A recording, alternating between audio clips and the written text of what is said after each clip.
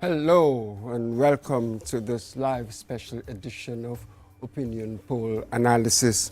Tonight we unpack the findings of a major opinion poll commissioned by the civil society organization Gambia Participates and conducted by the Center for Policy Research and Strategic Studies, CEPRAS. The survey gauges public perceptions and leadership prospects ahead of the 2026 presidential election. The numbers are sobering for both the incumbent President Adama Barrow and for longtime opposition leader Hussein Tabo.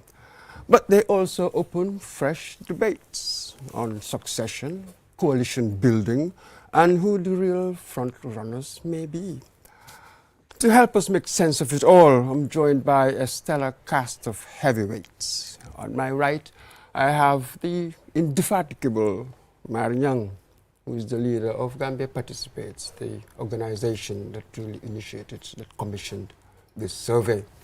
And on his right, I have Dr. Lamin J. Dabo, a lawyer, and I'll say a public intellectual, because he writes on issues that touch us all. He's also a member of the United Democratic Party. And facing him, on my left, Odu Sabali, what can I say? The name tells you so much, it carries its own adjectives. He's a special advisor to the president and NPP's National Youth President. And joining me by video from the US is the political strategist Musa Jeng. Gentlemen, welcome to the program.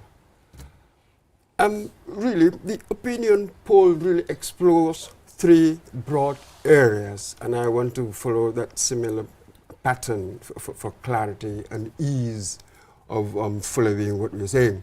One, public views on the incumbent President Adama Barrow and leading opposition figures.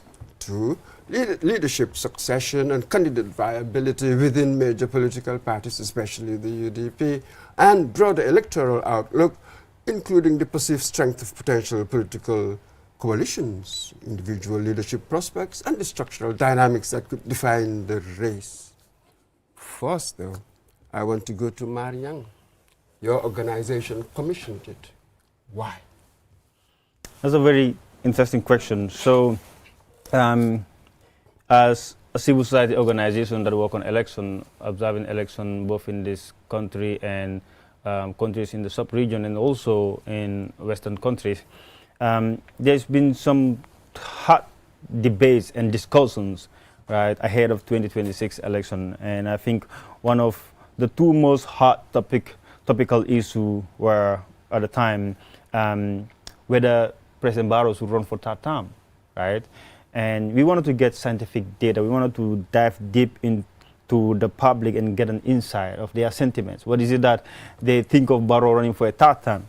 But not only limited to President Barrow. We wanted to know whether Hussein Dabo should also run for 2026, because there's already a very interesting conversation within the UDP regarding Hussein Dabo's candidature for 2026. Some are saying he should give chance for more younger candidates. Others are saying he should run. So we want to get the scientific facts, the data, and then put it out there, and then at least maybe perhaps that will be used to inform decision making, and then also inform conversations within not only the political parties but also citizens and others that are interested in elections. So we also wanted to know whether the population are eager for a more younger, presidential candidate or not. And then there are some discussions that we need to get away from this two-party system, right? So we frame our question in a way and ask whether a potential coalition not involving President Barrow or Hussein Dabo can actually win the 2026 election. Absolutely, and we'll get into the details there. Mr. Dabo, if I may come to you, your general initial impressions of this survey. Well, it's difficult to appreciate where this survey is coming from, because I realize that surveys are funded.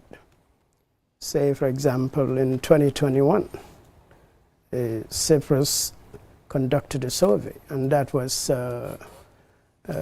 financed by the National Center for Democracy, National Endowment for Democracy. Yes, so I understand that. This particular survey, I was trying to make sense of it. Where did the funding come from? That is very significant to me. So that raises the issue of transparency from the onset as far as I am concerned. Yes. So, can I call it, I don't know, sponsors bias?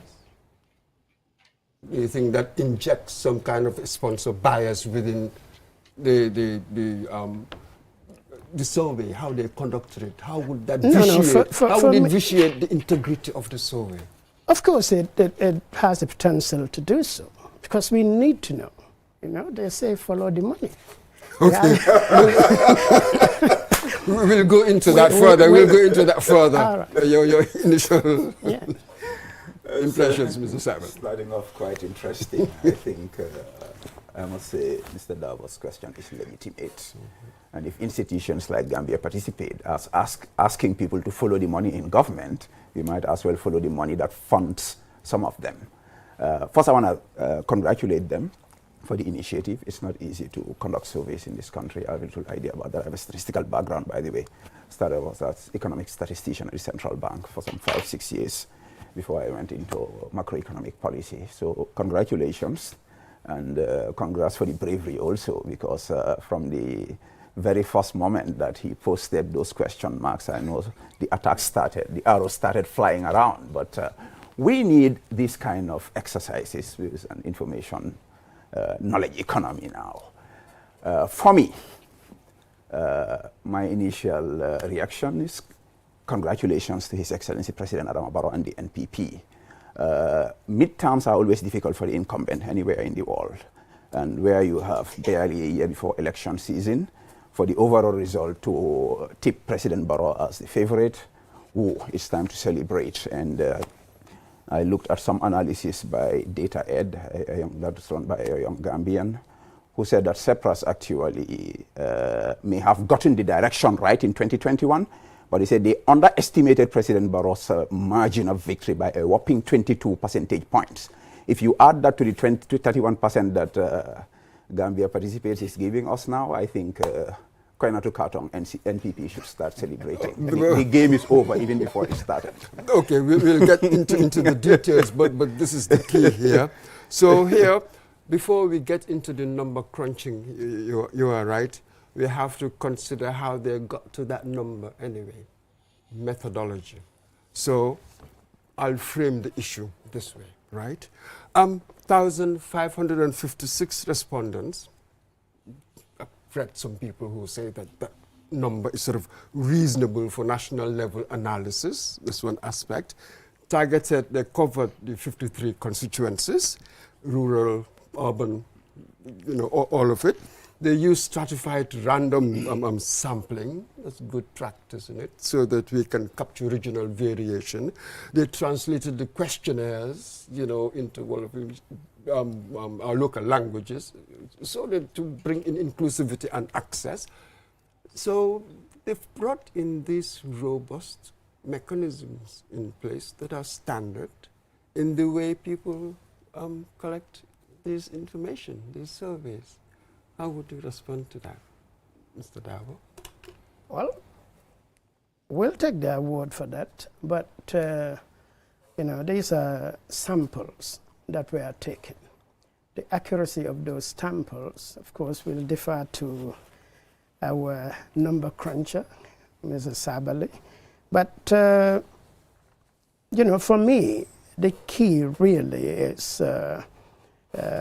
what was the target population? Because within the samples, of course, you would have different individuals that you would target, or different groups that you would target. Like, for example, the intellectual community, like people who are not educated, and all of those things matter a lot. And you know, where is the poll concentrated in real time? Apparently, when you read the methodology, that part in the report, a substantial number got at least senior secondary school education. I think 60% or something like that. 60%. Yes, of those polled had secondary school education. So relative to the population, reasonably educated, wouldn't you say? Well, I wouldn't know. Okay. given the premise, if you agree with the premise that 60% of these respondents were reasonably educated relative to what we are, then that means they captured sort of the reasonably educated relative to the rest of the population. Well, Surely, that's an extrapolation one can make. Reasonably educated, but reasonably educated, are they interested in civic affairs? Do they vote? Do they participate in politics? All these are fundamental questions. You can't be educated and not interested in political affairs. And this is really political affairs we are dealing with here. Okay, so I'll come to you, Mr. Sabali, before I go somewhere else. So let me put it, this is really the key, the main point for discussion here, isn't it? Do these limitations render the whole thing wholly unreliable? Or is it a window, a snapshot in time? How would you characterize it given the limitations? The limitations are there. They are real. But that's not enough grounds to rubbish the entire survey, to be fair to them. All right. But the sample size, 1,555, 0.16% makes the entire survey suspect. According to some analysts that I looked at, you're talking of, on average, 29 persons per constituency. If you sample 29 people out of Gunjur for an opinion, Mr. Dabo is not going to accept that as something reflective of what the people of Gunjur think. Second, these so-called educated people, his suspicions are right. They are not the most enthusiastic about civic affairs and election. And these so-called educated people also, I think over 60% are male. The elections of this country are run, I decided, mainly by female. So, Mr. Dabo, your suspicions are well-founded, well-grounded. This survey has serious limitations that render the conclusions suspect. Even though, like I said, we cannot throw the baby away with the bathwater. Yeah. But these limitations are important, and this is why a platform like this is necessary, so that people know what exactly they're dealing with. Fantastic. But yet, you believe that, on the whole, we shouldn't rubbish it. That's the very reason why. You cannot throw it. We cannot throw it. But Absolutely. It's important for the unsuspecting public to know that this is not the gospel or the Quran. It has its limitations. Absolutely. Yes. It's not a prophecy at all. Mar, what are we to make of the findings? First, I wanted to address the question of funding of this. I heard our learned expert and senior Dabo asking about the funding. Cyprus declared in 2021 that the National Endowment of Democracy funded them, and I also saw Mohammed Sabali, our good brother, also questioning. These are legitimate questions. We also receive allegations that this is funded by, interested candidates. It would be foolish of us as civil society organizations working on elections to receive funding from any candidate or politician to decide what type of survey we're going to do. So it's very important that I put this to rest. We have a project that started in September 2024. That project was, the funding were frozen after obviously when Trump came into office. All work stopped. When the funding actually was lifted, we had an opportunity to do a survey on corruption. So we had interest in elections.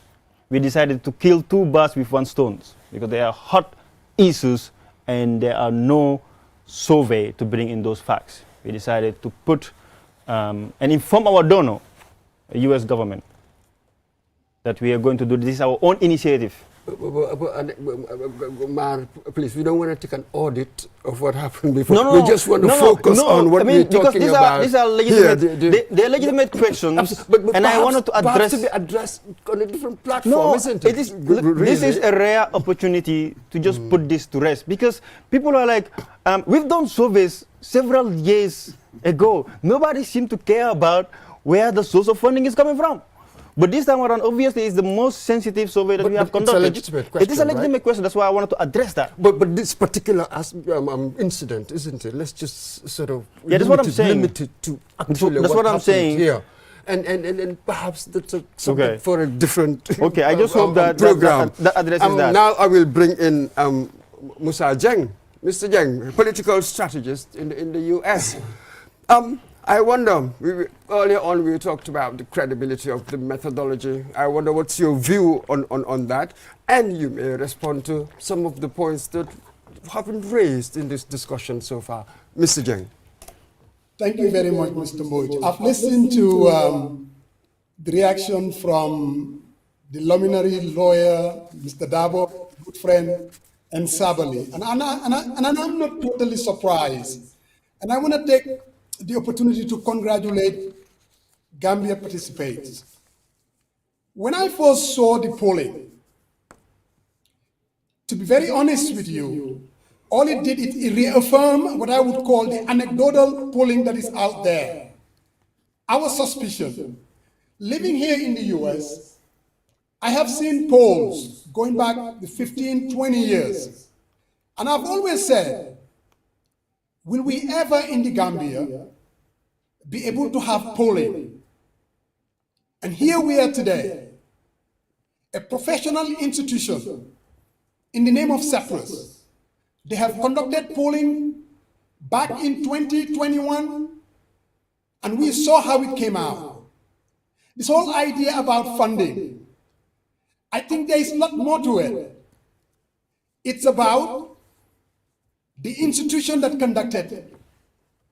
And when everything is said and done, about the process, and looking at it, for me, I think, if I were Sabali, a campaign manager, you are getting information from the people. They are saying, Gambians are saying, we are into term limits. That is why 60%, they are saying they will not vote for President Barrow. And I think that's the reason. And they're also saying they see Mr. Dabo, the leading opposition party that he's been running for the past since 1996, and that they're saying enough is enough. So this whole idea, and try to dismiss the polling by suggesting that somehow, whether it was funded by government, whether it was funded by the international community, it wouldn't have changed the results. If the elections were to be held today, what they are saying, they would want somebody else. There's a generational shift. That's what I'm reading from the polling. That doesn't mean that the parties cannot go back, because this is information that they need, and make the necessary changes that will bring maybe the results that they want. But dismissing it and then just saying, well, you know, we all know how the questions are, it's neither here nor there. I seriously believe this polling data is telling us something in 2026. And any party, if you ignore it, you're doing at your own peril. I seriously do believe that. All right, afterwards we'll go into the details of what you said there. But this is now, I think, the apt point now to get into the details. I'll come to you, Mr. Sabali. 55% of Gambians don't want President Barrow to run. 60% say they wouldn't vote for him. What explains this? Again, this brings us back to the shortcomings, the limitations of the survey, like my brother observed here. So-called educated people on social media who are obsessed with what happens in America and other parts of the world. the woman in Chairman Nyani, Sidinja's village, who's just seen street lights for the first time, has water in Bundung here. They just have their water problem solved. Bundung Highway for the whole 60 years, for the first time, standard roads. In my home base of Sabah Sanjal, roads, electricity from left, right, in Boli Banna, where they've never seen a president with their eyes, seen President Barrow there inaugurate a full-story building. Those people don't care about term limits. What they want is continuity of good schools, of good roads, of electricity, of the entrenchment of democracy and human rights. So this, again, is a reflection of the bias of not only the surveyor, but even those who are disseminating the information. Because if you look at the Standard newspaper, whose editorial policy I find very suspect, of all the findings they bring out, bam, 60% of Gambians don't want President Barrow to run for a third term. That is not even a subject of discussion for Are you those questioning of the us. figures? Are you questioning the figures? Absolutely, I said that before. This survey is suspect, and there are real-life issues about this.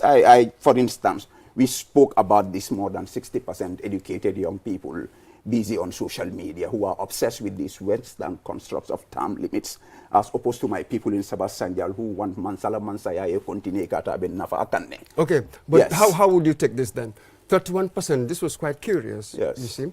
31% of people polled said that the president is likely to win 2026 election. And the second person there, Talib, 18%. So you question this as well? No, okay, when it comes to that, I said before that they underestimated President Barrow's margin. So the actual, I think realistic would be about 50% already. That's a majority. Talib Bensouda. Do you question this? Let me the answer. figures. Do you question this one? I'm trying because that one previously said yes. I'm- But this one's a very simple one. Do you question these figures as answer well? your question. But it's a simple yes or no. No, it can't be that simple. We are talking about Either you complex trust numbers. it or you don't trust it. I don't trust it because for me, Mumudu Sabali, who've been in politics for the past 15 years, been national campaign manager for UDP, now national youth president for NPP, you tell me that any serious poll in this country brings Talib Bensouda second to Adama Barrow and not Usainu Dabo, that is a joke. It's not realistic. It is not realistic. No serious person would take that seriously. Talib Bensouda outpolling Usainu Dabo in national elections? No, it's not happening. But this is what the poll has said. But I told you And the shortcomings of the poll. But you also And say that even- you are not going to entirely dismiss it. Therefore, Absolutely. it must contain information that you Absolutely, regard there are as parts accurate. I accepted. As accurate. No, this is one particular part that I would not accept because by singling out Talib, for instance, who's never even attempted to run for president under UDP, and leaving out this gentleman who has had attempts to run as candidate for UDP, what kind of message are you signaling?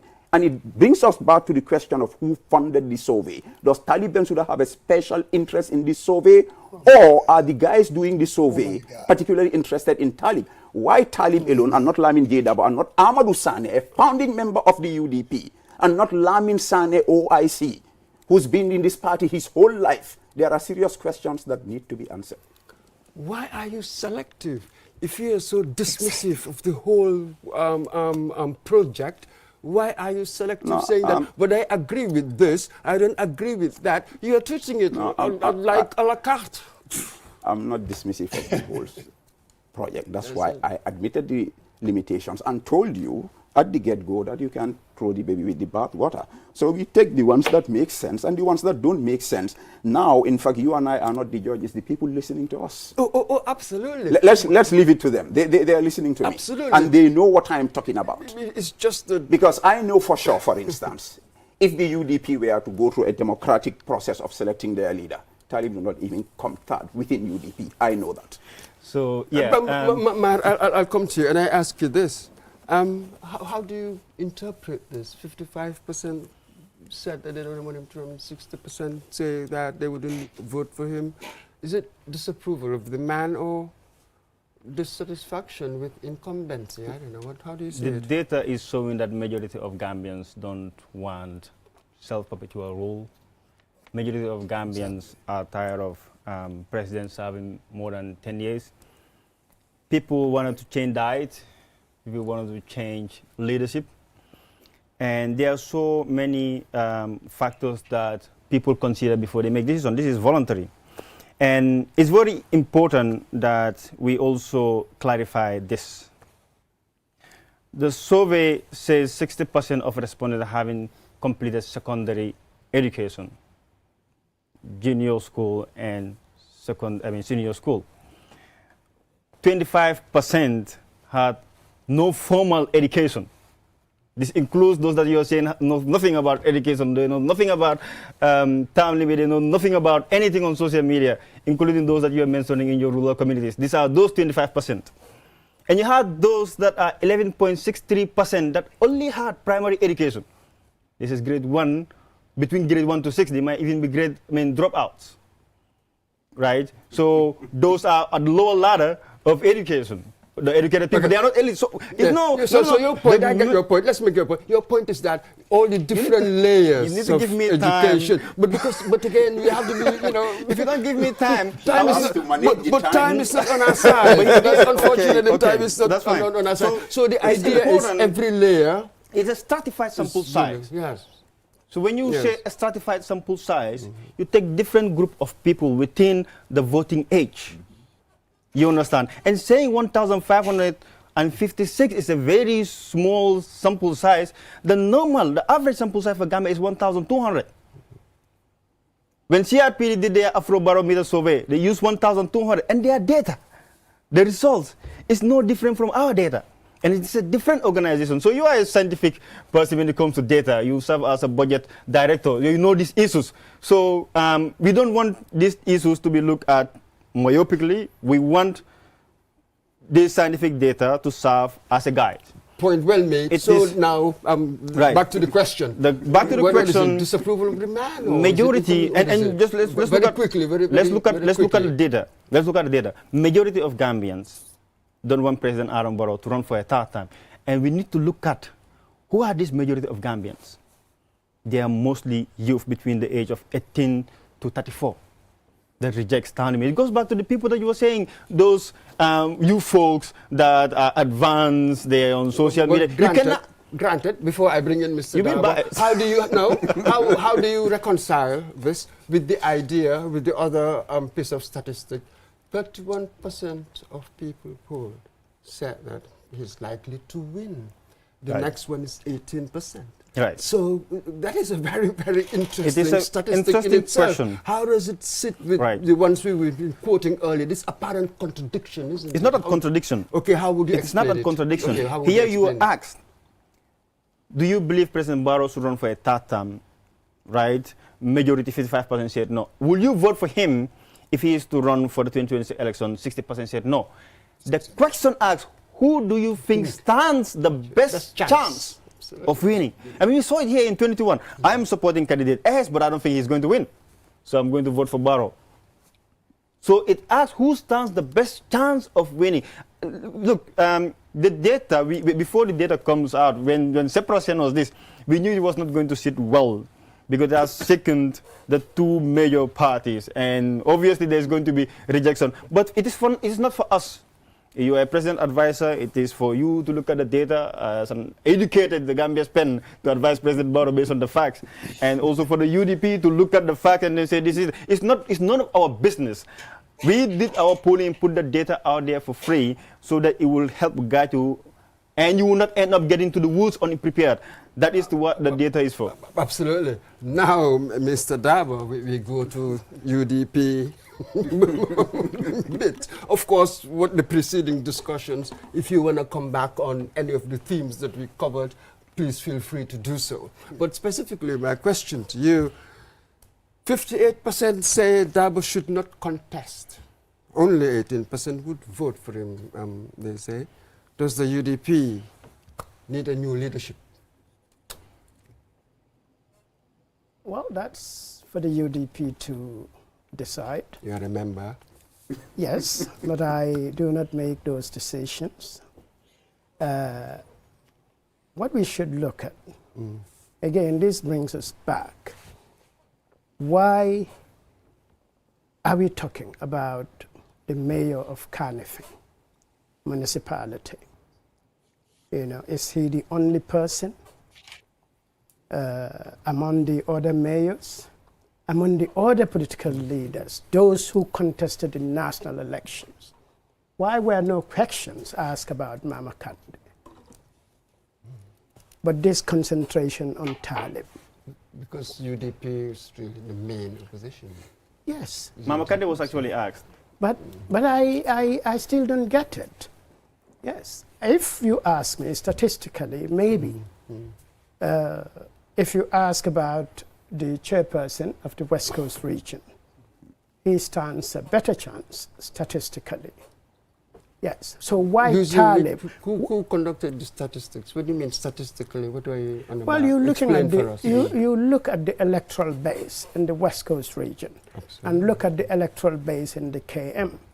We know, there are the winning margin of the chairperson of the West Coast region was higher than the winning margin of Talib Bensouda against the opposition. 2020, 2018, and of course the last mayoral elections. So for me, my specific concern is do why... Do you reckon that is a good indicator of what might happen in presidential elections? After all, we've seen that we haven't got really one pattern. You can have, for instance, a constituency, maybe when it comes to who's going to be mayor, vote for UDP. When it comes to presidential election, vote for Barrow. So it's been inconsistent. There's never sort of like a consistent... Yes, but why... UDP all the way or NPP all the way? Well, for me, why did you pick Talib, from among the other potentials and say he is the likely person that he would vote more than... he would outvote Hussein Dabo in a national election? That does not make sense. In the poll, 44%. 42% of people this is... they prefer him. It's not really scientific. People are saying it's data. Now, that is quite a sexy word when we are talking about these things. But what is data in this context? It has to have a context, and I have not seen that context. Yeah.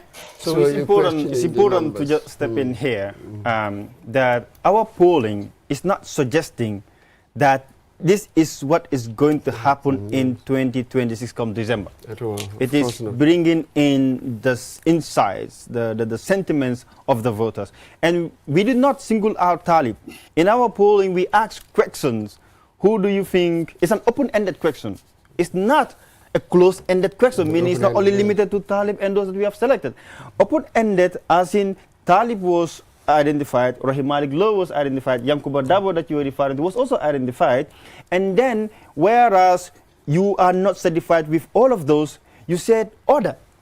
So this is where the orders were referring to Landing Sane, in our raw data, in our metadata, Lamin Sane, but all of them do not score anything closer to what Rahim Malik Low, Talib Bensouda, and Yankuba Dabo actually scored. But also, there are 35% of the respondents that say they don't know.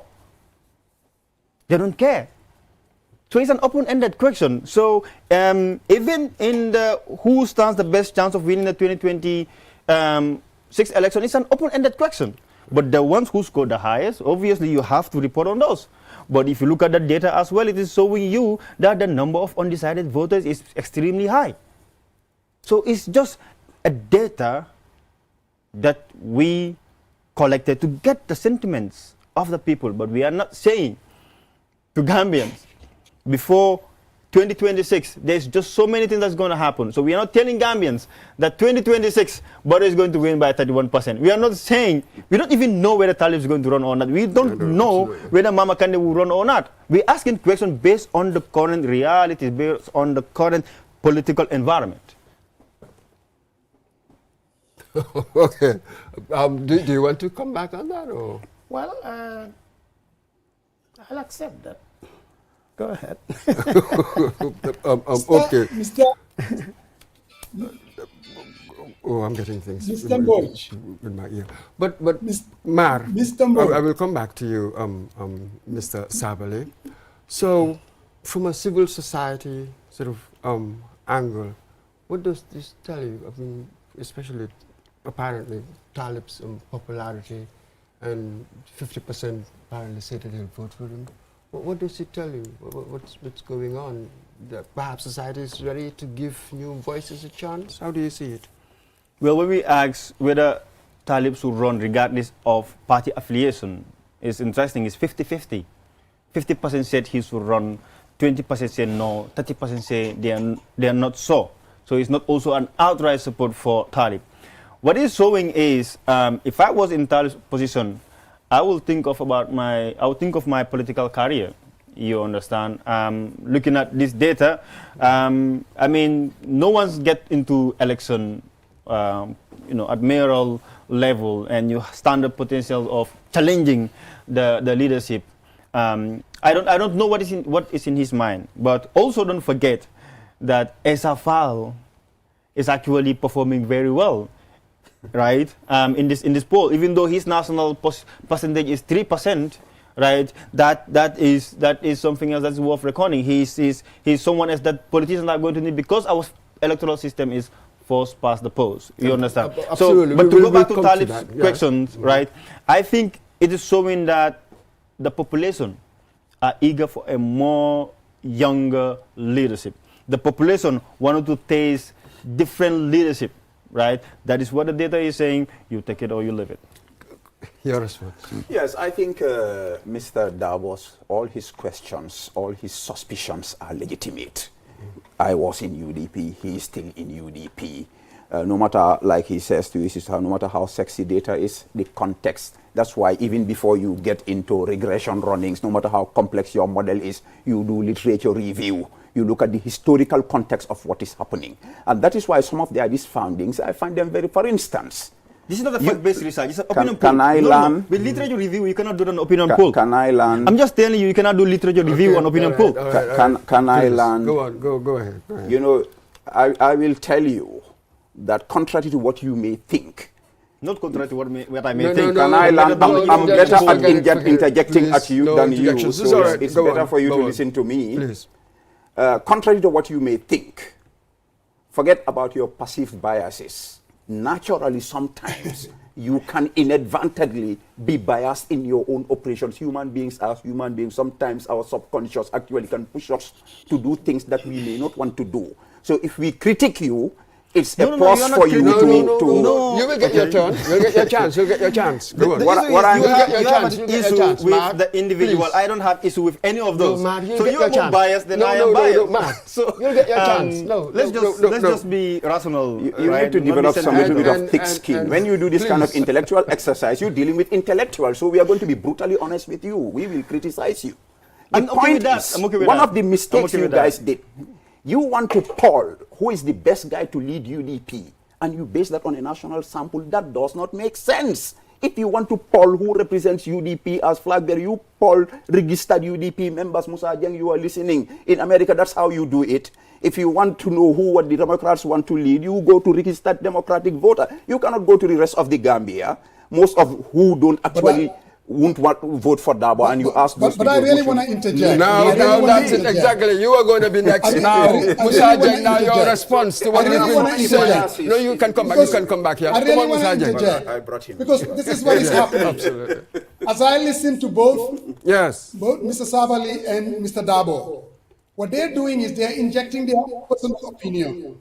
This whole idea, and listen to Sabali, he's cherry picking what he likes about the polling.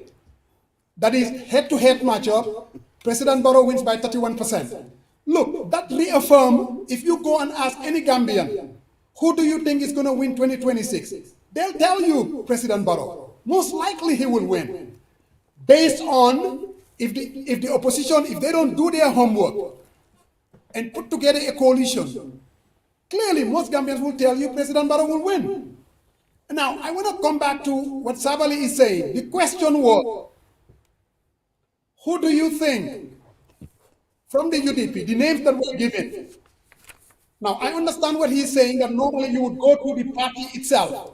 But who do you think will perform better? Because it's not only UDP folks that are going to vote. It's going to be nationwide.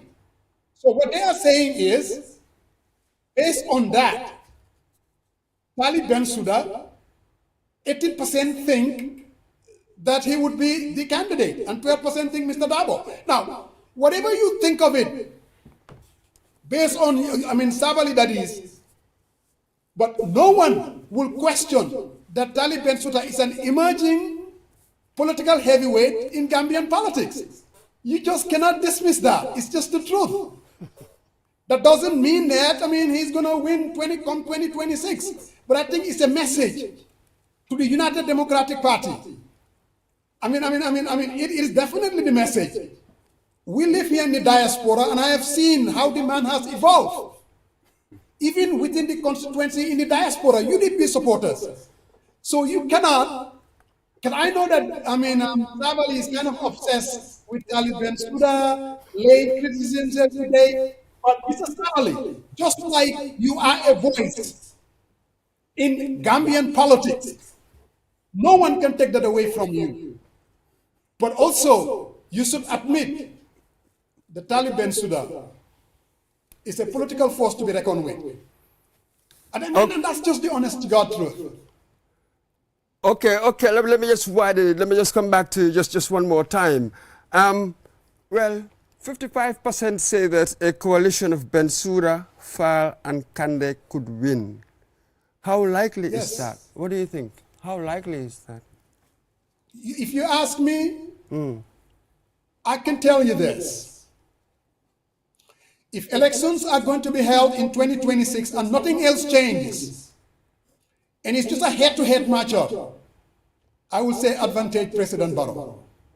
If you have a coalition of parties, like the question that was asked, with Mama Kande and Esafal and Talib Bensouda, backed by Alaji Usainu Dabo as a UDP candidate, I think it's game over. It's last card arrest. And I think President Barrow will have a problem. Okay. You can take that to the bank. I think there will be a formidable force to bring about change in 2026. Okay, a quick one. I know Sabali doesn't want to hear this, but he knows. That will be the game changer. Okay, Mr. Jang, just a very quick one. Who leads in this coalition? Very good question. Oh, it has to be Talib, because he's the emerging person who has crossover appeal based on the data, not what I want. It's the data. The data said 38% think he should lead it. Listen to the data, not personal opinions. What the data is saying, what my people from Kaura are saying, what Sabah Sanjal is saying, what Tony Andaba is saying, he should lead it. Those are the facts. Okay, thank you very much. That actually brings you in, Mr. Sabali. If such a coalition forms, it threatens the NPP. The question itself is biased. Going back to what Mr. Dabo, why not a coalition of Yanks Dabo, Esa, and Mama Kande? Why not that? So these people are actually asking what the lawyers would say, Mr. Dabo, leading questions. That's what they are doing. But he explained the method. He explained the method, We've didn't made he? up our mind, and the audience has made up their mind. Don't worry. Let me just land on this coalition thing. And this is where my idea of a literature review, for want of a better word, you look at the context. Is it possible for Talib Bensouda, Mama Kande, and Esa Fall to come into a coalition when Talib Bensouda betrayed Mama Kande in the mayoral election, backstabbed him, and snatched MC Cham from him? You think Mama Kande will forever forgive Talib Bensouda for that? When Esa Fall joined Usainu Dabo in his house, in my presence, with Mama Kande for an election petition, and within 24 hours turned around again and chickened out of that thing, you think it would be normal, psychologically, sociologically, politically, for these three people to come, Talib from UDP, Mama, Bruce, Esa Fall, who is a political non-starter?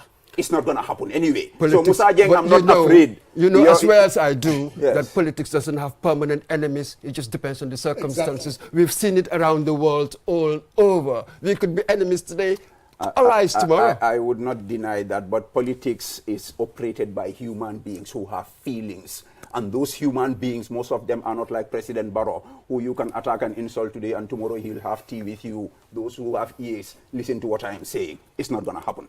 Okay. Mar, how significant was that finding heading towards the 2026? Like I said, the objective of the survey, we were interested to know beyond the two major parties, the UDP and the NPP. Can a coalition outside these two parties unseat the current government? And 55% of the respondents said yes, it is possible.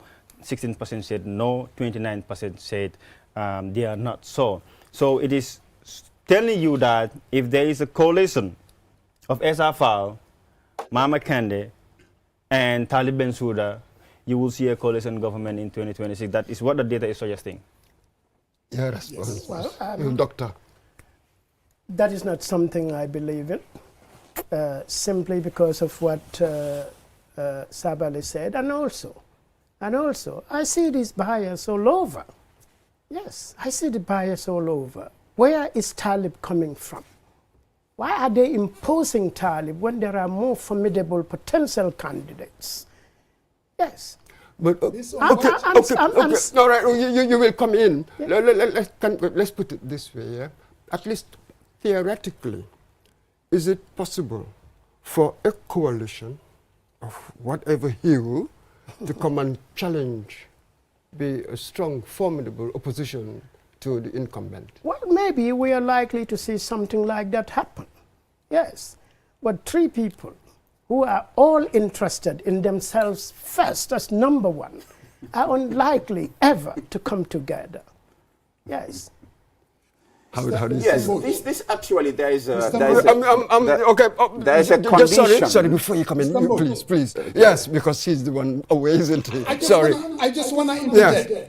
All right. Because history is not in line with what they are saying. All right. The question is not whether these people are going to come together or not. The question is, if they come together, they will be formidable. Going back in 2006, there was a debacle we call the NAD debacle. I mean, and people were very angry, the NAD disintegration. And then 2011, the same problem. No one thought Khalifa Saleh, the United Democratic Party, opposition parties can come together. But it did happen in 2016. So this idea that somehow these parties cannot come together because SFL came to us, in 2021, like Sabali said, he's hurt, they cannot come together, or Mama Kande, it's neither here nor there. If the opposition should not listen to Sabali, they should listen to the realities. That the only way that they can win, if they come together, bury the hatchet, odd bedfellows. If that happens, it's a game changer. What they are saying is it cannot happen, because that's what they are afraid of. Okay. Is that what you're afraid of, Mr. Sabali? Well, this is just empty, hypothetical statements he's making. We have to go back to context. You needed a jammy for UDP to come together with PDIS and these other parties. There is one stumbling block But in the way to, PDIS was there before and the Jammy. others, and the others. PDIS What 86 was there. I'm trying to say is you needed a jammy for a coalition to happen. Okay. And there are other That sort of factors that things. might not be palatable for my audience. I will not Okay. get into those ones. All right. But what I'm saying is, this whole coalition or no coalition, love them or hate them, UDP is the biggest player here apart from NPP. UDP selection process has to be conclusive before any serious talk of a coalition can happen. Now the point is, and these are all the reasons why we question this survey, the timing of releasing these results, less than 3 weeks before UDP decides their flag bearer. Is the survey meant to influence the UDP chieftains who are going to decide who's going to be the flag bearer? Now, suppose Usainu Dabo happens to be the flag bearer for UDP. Do you see Usainu Dabo having a coalition with Esa and Mama Kande? It's not going to happen. It's not going to happen, because if it happens, it's going to be political suicide for both Esa and Mama. And Mama and Esa are listening. They know. Suppose Mr. Dabo decides to throw his heart in the ring. Do you see Mr. Dabo going into a coalition with Esa Fal and Mama? No, it's not going to happen. So, Well, he can answer for himself. knowing what we know, He will answer knowing what we afterwards. know, Lawyer Dabo is going to be flag bearer September 10th, inshallah. Those of us who are in the thick of things, we know it. And if that happens, SR will not support him, Mama will not support him. On the 10th, as UDP declares their flag bearer at NPP headquarters, we are organizing a barbecue. But I understand that they're in the process of really deciding who's going to be the flag bearer. You've already talking decided. to their former national campaign manager, by the way. You know, one thing I love about Mohamed Sabari, he's a very good cutovers. He's a very good political strategist, because it is in the interest of his party that Ousainou Darboe runs for 2020 election, because that guarantees him a win. So let me give you the data. Let me give you the data here. When you look at the data in Basse, right? When it was asked, suspect, by the way. when it was asked whether President Barrow should run for a third term, majority said yes. If he runs for a third term, will you vote for him? Majority said yes. When it comes to Ousainou Darboe, right? Whether Ousainou Darboe was to contest in 2026, 52% of the respondents in Basse's Barrow's stronghold said Ousainou Darboe should run. Now, when asked if he runs, will you vote for him? Only 24% said yes. So it is his interest. I mean, don't go with the I am good with any candidate, by the way. I am good with any candidate. You are a member of the UDP. Yes. Extraordinary claims here. What do you do? What do you make of that? Well, I know the battlefield is unsettled, and it wouldn't settle until maybe early 2026. So all these calculations, or what the data said, according to my distinguished friend in Atlanta, whatever the data says right now, nearer the time, the dynamics would change. There will be political players who will come into the field. I can guarantee you that. So we're not done with this coalition, or whether Barrow can win or whether Darboe should run. We're not done with it yet. This is going to be a continuous struggle right into the middle of 2026. So we can say this poll really, as of now, is even premature. The dynamics will change, I can tell you that. But this is the key. This is what we are saying. These are snapshots, aren't they? They are not really prophetic. They are not predictive.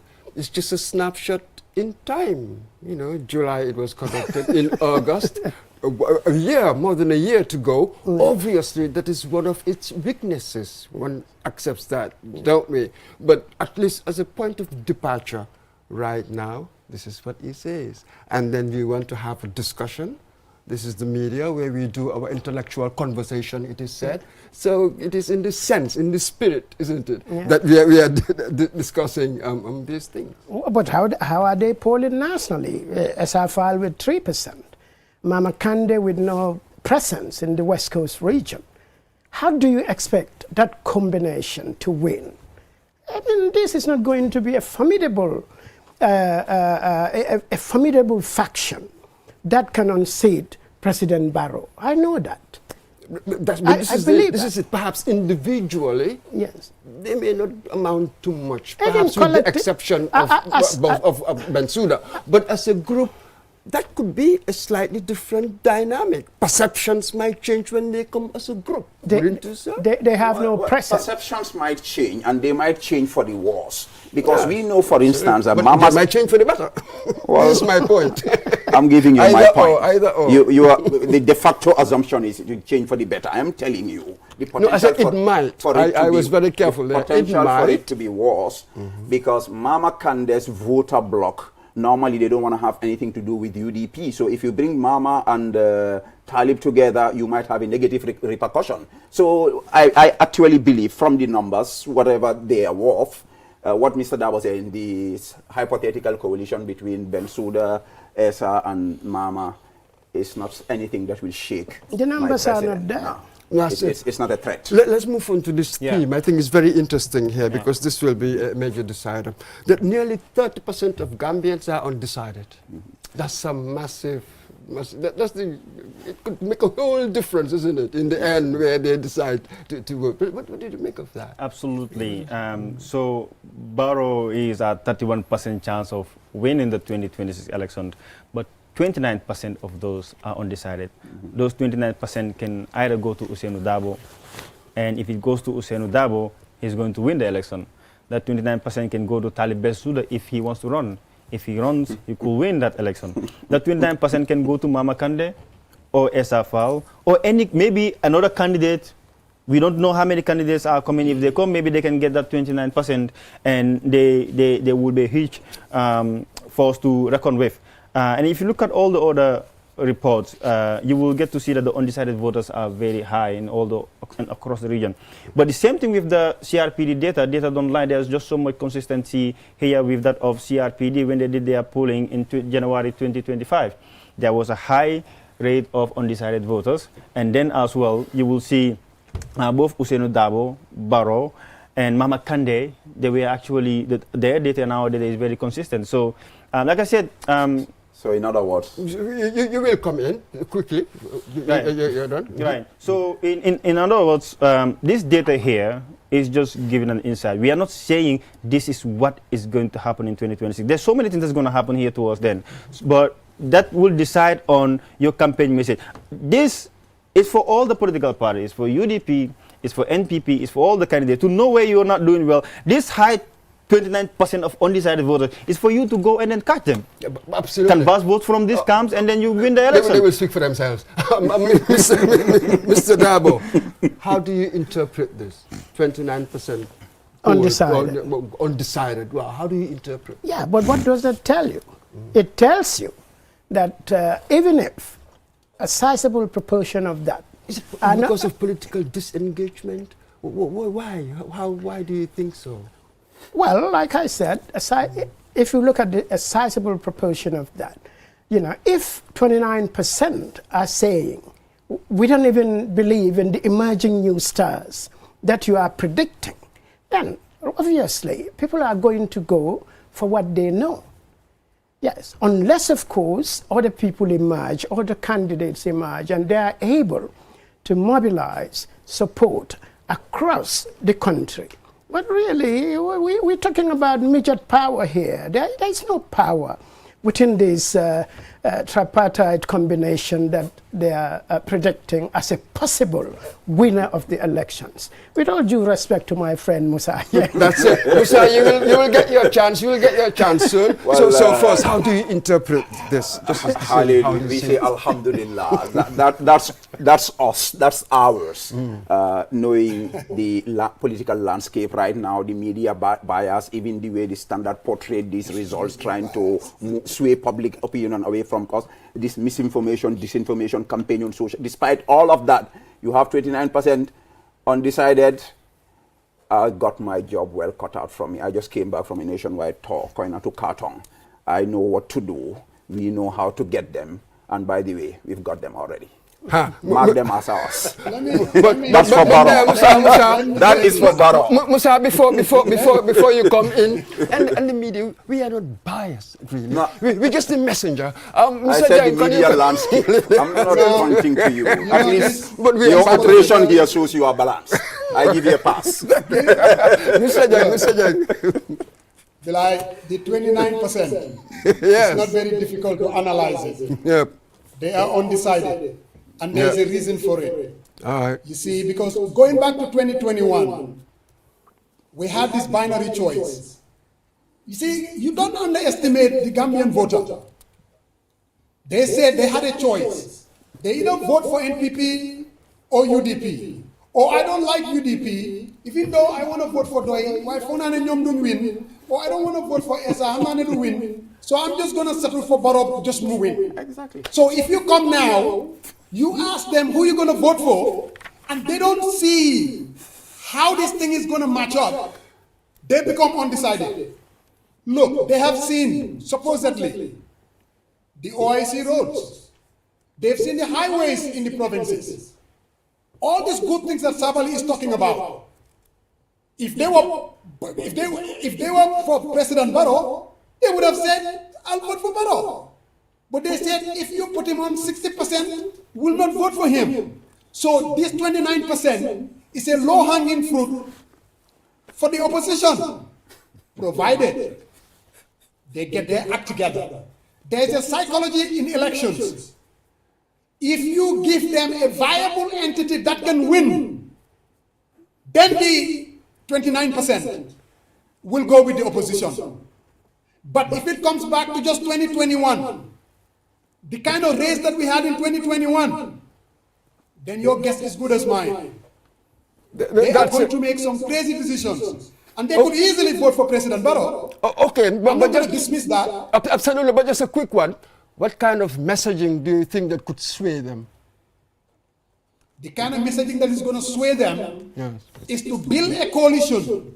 Don't underestimate, don't listen to, my good friend, that Mama Kande and just you dismiss him or Esafal. No, it's not that. If they come together with that crossover appeal, I can guarantee you, they will be a formidable force against the status quo. Look, Mr. Sabali, all he has is 12 people getting in UDP, no NPP. Those are the good old days politicking. No NPP. We need to get out of that. What the polling is saying, Mr. Sabali should go back and look at those numbers. You will get your chance. Why is 60%? You'll get your chance. Why is 60% saying that they will vote against President Barrow with all the good things you think he's doing? If you cannot come with that answer, Mr. Sabali, I think NPP should get a totally different campaign manager. I'm not it's my hobby. We know that these roads he is saying, they've not fully gotten to the people the way they should be packaged and presented to them. And I have more than 1 year, 6 months to do that on social media, on WhatsApp, on Facebook, and LinkedIn. Musa, thank you for confirming that. I just have to sell Barrow's projects for us to get the landslide. We're going to get it, inshallah. Look, I'm not like you. I'm not selling any party or any individual. I'm an objective political analyst who believes that this is what it's going to take for the opposition to win. I could be wrong. If they don't do that, then it's, Barrow again for the next 5 years. Okay. Now your turn, civil society organization.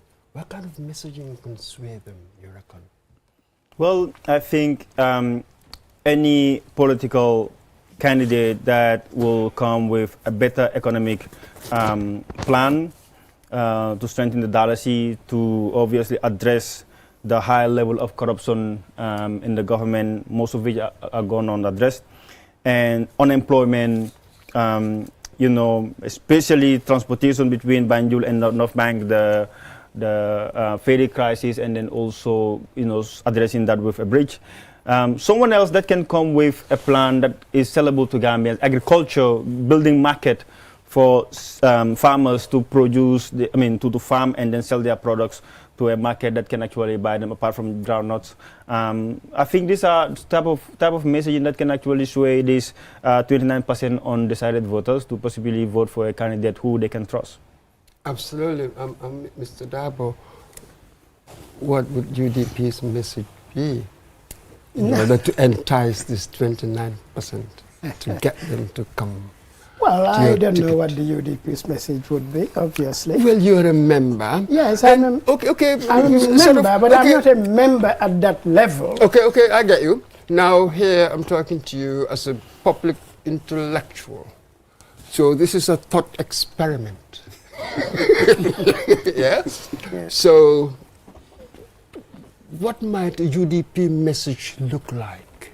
Well, for me, what message should be sent to the people of the Gambia? Yes, and this is extremely important for the government in power. Governance is key.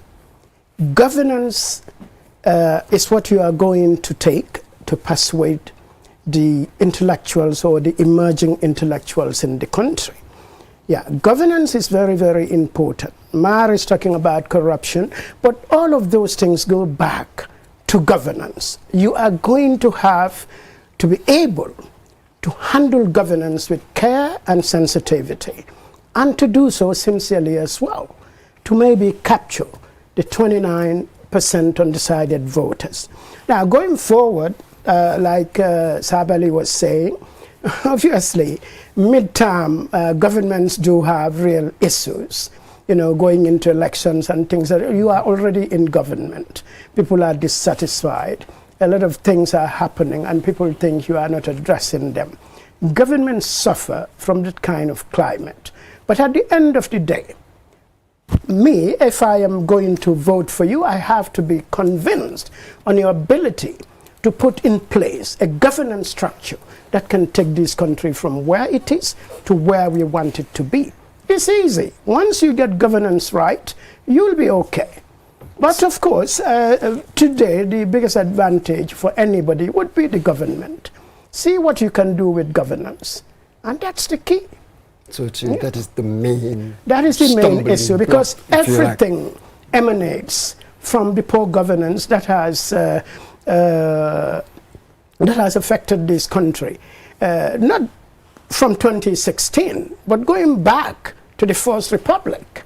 Okay, but we'll leave that for now. We'll just focus on... I'm just saying okay, I get you. I understand that. But because of time constraints, we really cannot go back. Right. So now back to you, Mr. Savali. The messaging, you've already actually started the electricity, the infrastructure. We can see it in all sorts of ways. Yet, despite that, 29% of voters said they are not sure. So that's what I'm saying. I mean, that's why I thanked Musa. He didn't know, he even did me a favor, because what President Barrow and the NPP has done in this country is unquestionable. But where you have the opposition who would say they made roads, but you cannot eat roads, and the opposition, they have people who listen to them. So now it is my duty, the duty of my party's information secretary, the duty of the information minister, to repackage these roads and represent them to the population. It is the duty of all our organs, our campaign managers at every structure, to go to the people and actually show them where Barrow got the Gambia from and where it is today. When Barrow came, they had Defadoi here. People were frustrated about Nawek. Now nobody is complaining about electricity. The USET campus was just inaugurated here, a state of the art. There are so many positive things happening in the government. Sometimes I actually feel that the rate at which my government is inaugurating projects is too fast. They should slow down so that when one project is inaugurated, we package that and sell it before we... And this is very serious, because I know what's happening on social media, but from the information here from my good friend Musa Jang, who did me a good favor here, thank you, from even what Mr. Dabo is saying, I'm listening keenly. I argue when it's time to argue, but when people make their observations also, I take note of them. As we are speaking right now, my supercomputer is working on how to address these issues. And I'm sure my colleagues, are equally listening from NPP. Mr. Jang, next you, but just give me just one more thing. Yeah. It appears as if your centerpiece is essentially infrastructural, but he mentioned governance. How are you doing with that metric? I said I listened to Mr. Dabo. And you stopped him, but he took our governance problem down to the First Republic. And if he's brave enough, he'll even take it to the colonialists who gave us a structure that we took, and it evolved. Jammeh came, Barrow came, we are still effectively on a transition. But you don't govern for governance sake. You govern to bring deliverables on the tables of the people. Infrastructure... Are you giving me a pretext for the inadequacies of this one? No. By blaming it on some historical force? History is real. Oh, we understand from somewhere, we are going somewhere. These things, they affect us psychologically, anthropologically, sociologically, even religiously. These things are real. But my point, and where I want to learn, is that governance, like he said, important as it is, you don't govern for the sake of governing. You govern because people expect certain deliverables, and thus you cannot downplay our infrastructure. That is the foundation for growth, development, and socio-economic transformation. Absolutely. Right. Mr. Jang, you want to come back really to some of the things that we've said before, Mar? Okay. Notwithstanding everything that Sabal said, let's even say governance. Gambia is a better place. The Gambia of 10, 15 years ago, it's just a totally different country. And Gambians do know that. Somebody talked about all the infrastructure development that is happening in CRR, URR, and in the West Coast. Gambians do know that. Then the question becomes, why are they saying from the Afrobarometer polling, 70% think the country is heading in the wrong direction. Why are they saying 55% doesn't even want to do it? They don't want Barack to run. 60% that they will vote against him. Those numbers are stubborn, notwithstanding everything that he is saying. How do you explain that?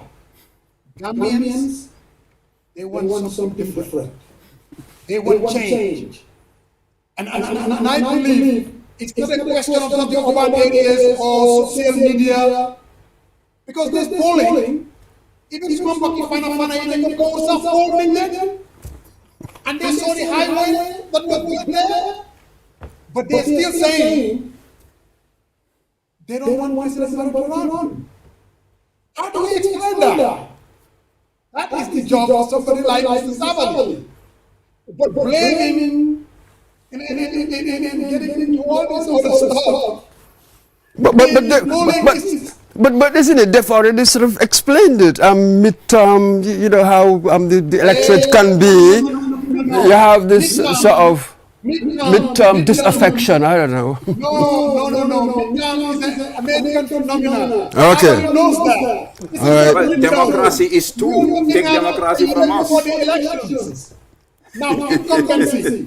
So you are saying that such concepts do not apply here. Is that what you're saying? But the midterm that he's throwing around. For what? We're talking about incumbency. Okay. I mean, they have the difficulty. Barrow is the one who is building the highways. I mean, most of the voters, there's a lot he can do. There's an incumbency advantage. But still, 60% says they will vote against him. Mr. Savali, that is the challenge. And let me come to United Democratic Party. Mr. Dabo has been their candidate since 1996. And the polling is saying 63% that they will vote against him. It's not me saying it, it's the polling data that is saying it. And they should look at it very carefully. If not, I don't think they'll be doing justice to the party. It's the polling. Okay. Mark. Right. So Here, it appears as if we've got two parties. The centerpieces appear to be slightly different. I mean, they will all, talk about infrastructure and governance, but it appears as if it emphasizes infrastructure, governance. How do you see it?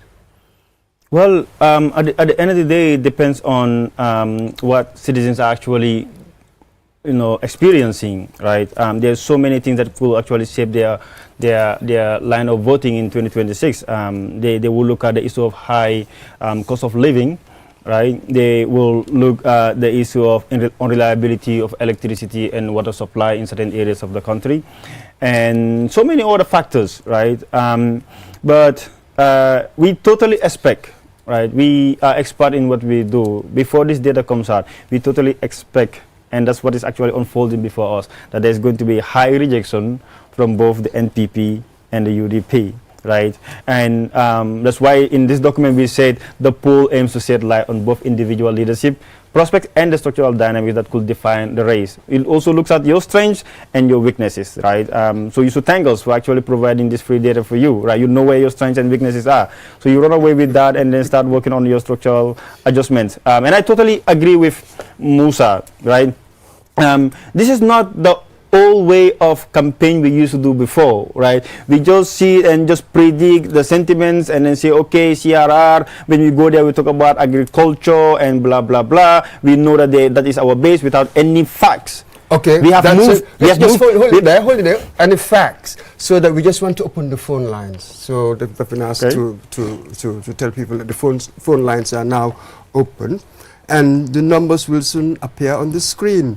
3333 122, 4 3s 122, and the other one 3333 4 3s 294, and we've got 5050505.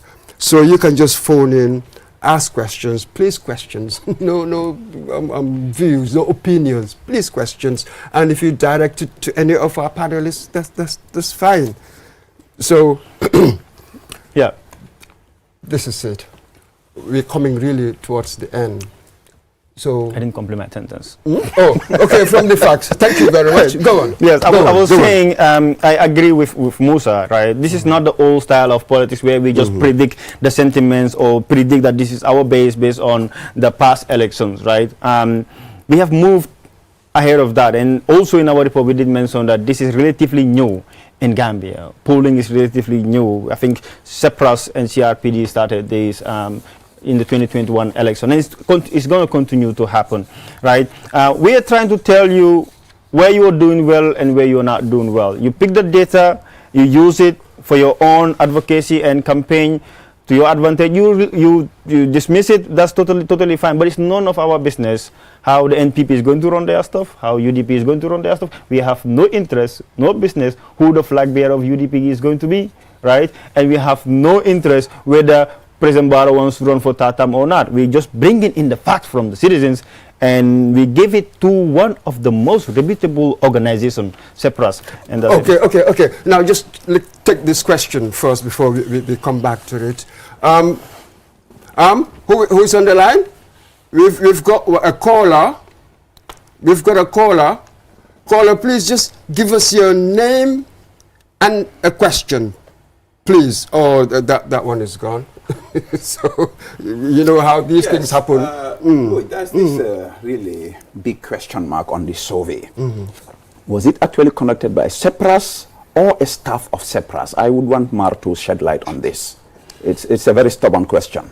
All right, that's a good question. So we contracted CEPRAS. As you know, CEPRAS have different consultants that work on polling. Okay. So in this case, Aja Fatou Senghor, it's actually it's on our report. We mentioned that transparently. Lamin Damfa and Aja Fatou Senghor were the consultants for this.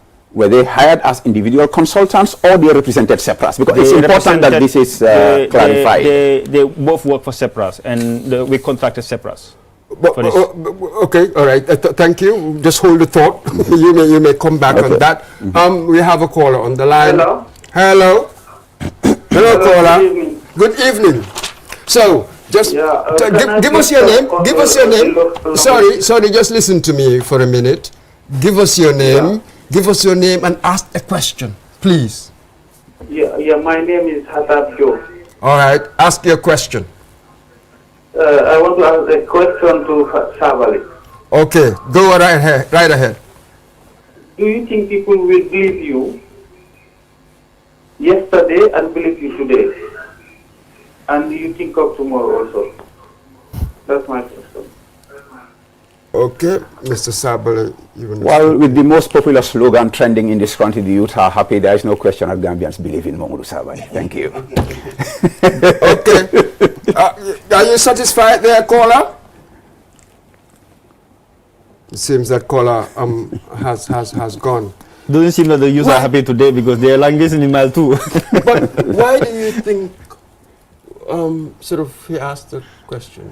Well, when yesterday, today, what was your understanding of that when question? These kind of questions come, I know where they are most likely is a UDP supporter. They're still bitter that I left their party to join NPP. So the basis of the question is, you were with us, and now you moved away. Do you expect people to believe you? Okay, you maybe, I left your party, you will not believe me, but your party is still in the minority as a percentage of the voter population. So I understand where it comes from, so it's okay. That's it. Some might say that the fact that you moved engender questions regarding loyalty. Well, the questions were answered here at West Coast, on Facebook, in WhatsApp, literally around the country. And alhamdulillah, the favorability approval is going through the roof. It's a miracle actually, and I just say alhamdulillah. That's it. We're coming towards the end.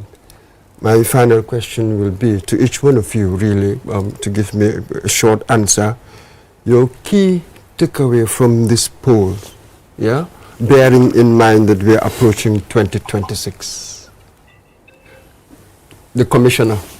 Well, my key takeaways will be the key takeaways of the survey, which shows that there is increased opposition for the President Barrow's third-term bid, and there's increased opposition for Ousainou Darboe's, candidature for 2026. There is also increase in interest for a coalition. There is also eagerness for young people to step into the political arena, and that is basically the summary of the survey. Mr. Darboe, same question. Well, if that is what Mar thinks. Not what I think. Please, lawyers are very smart, and we respect our elder.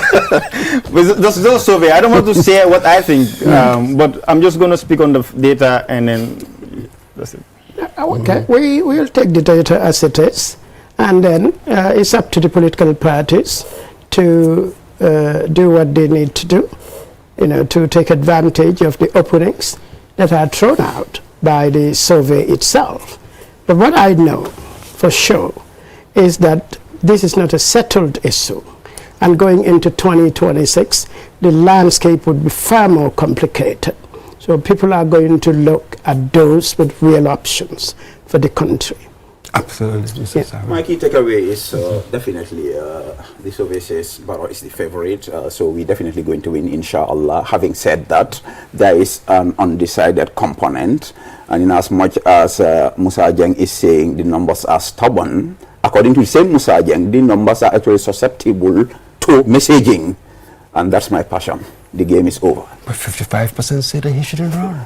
But the question is irrelevant, immaterial, because the Constitution gives him a red carpet, and Barrow has decided the game is over. It's superficial. Victory for Barrow. That's the key takeaway. Mr. Jeng. Yes, sir. That's it. That's it. So finally, as well, your key takeaway, and you might give a quick response to what Mr. Sabali just said. Again, I just want to say thank you. My takeaway is both President Barrow and His Excellency Mr. Darboe, they face stiff resistance come 2026. My other takeaway is Ali Ahmed Bensouda is emerging as a generational international leader with a crossover appeal, and it's there. The other takeaway, in the absence of a coalition, you might as well say it's a Barrow victory. That is something for the coalition, really for the opposition to think about. Those are my takeaways. Absolutely. Thank you very, very much. We've come to the end of the program. We hope that it was as stimulating as it was enlightening. Tonight, what can we say? The polls really paint a sort of country in transition in many ways.